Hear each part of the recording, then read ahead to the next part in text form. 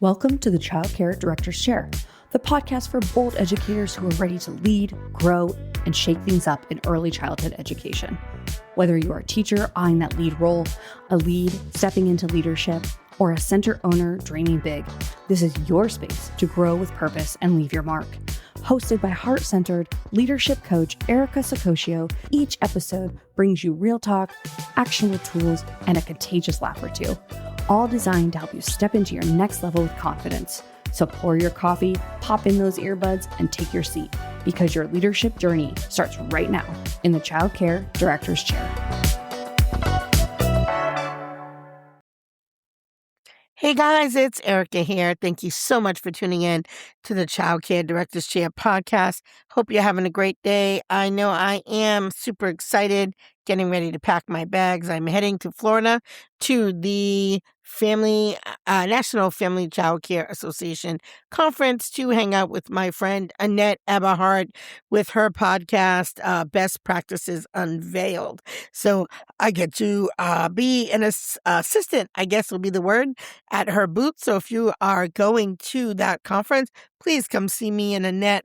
Annette is an amazing trailblazer who is speaking, coaching, doing all the things on all the stages, and I could not be more proud.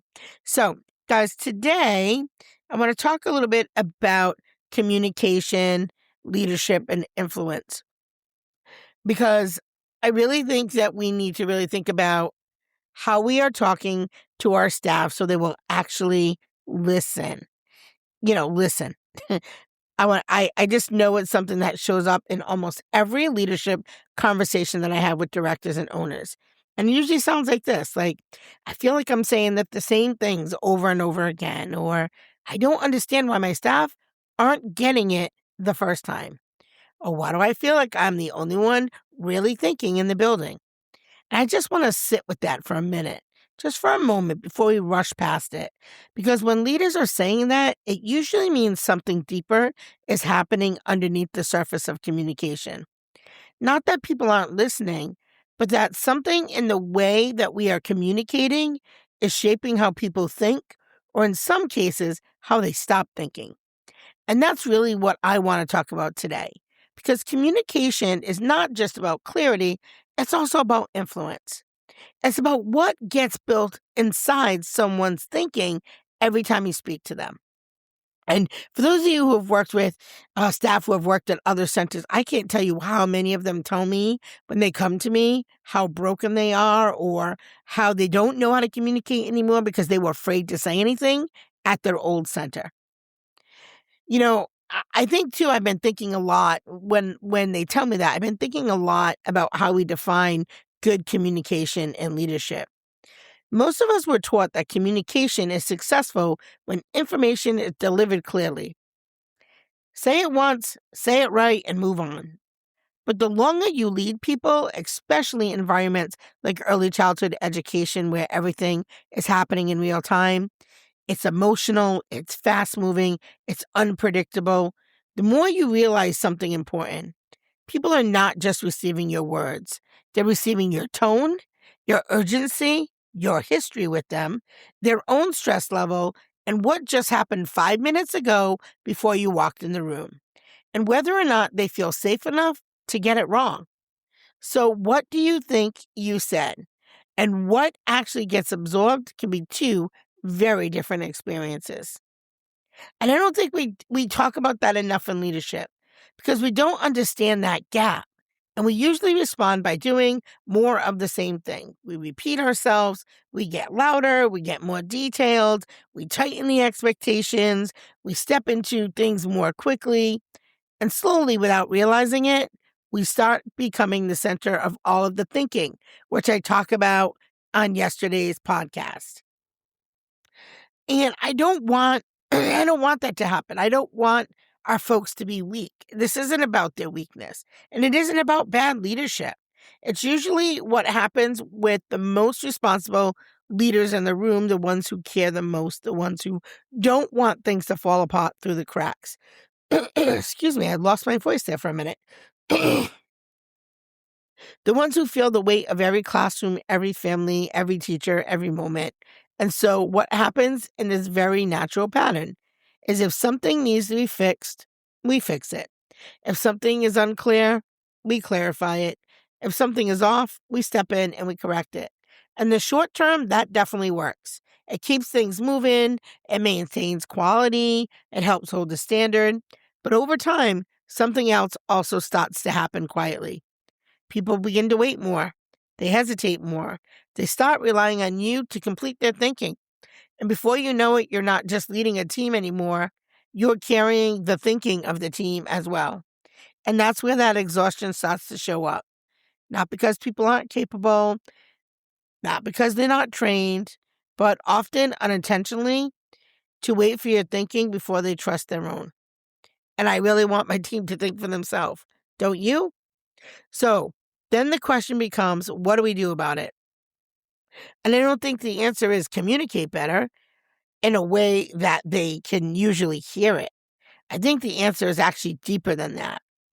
It's learning how to change what your communication produces. Because every time you speak to your staff, you're either reinforcing independence or reinforcing dependence. There really isn't a natural or neutral space in leadership communication. Either people are learning how to think or they're learning how to wait. And most leaders don't realize that they are teaching that with every interaction. So slow down and let's make it real for a second.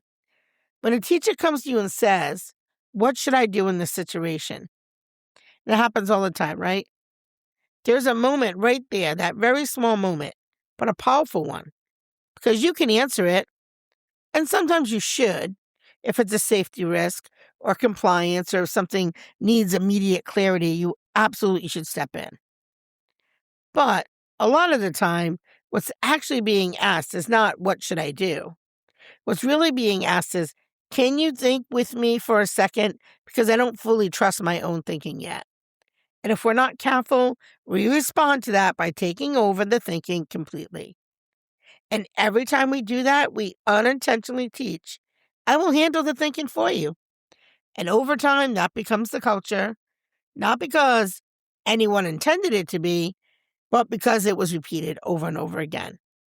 So the shift is not about being less involved. It's about becoming involved differently. So instead of always giving the answers, you should start to slow the moment down and just enough to think back into the room. I don't mean in a scripted way, I mean in a human way. You start asking things like, "What are you noticing here?" Or "What do you think the real issue is in this moment?" Or "If I wasn't standing here right now, what would your next step be?" And I want to be honest, when you first start doing this, it feels a little uncomfortable, feels a little weird. And that silence, too, also feels a little different. People thinking out loud feel slower than just giving direction. But what you are actually doing with that pause is something very important. You are rebuilding the ownership.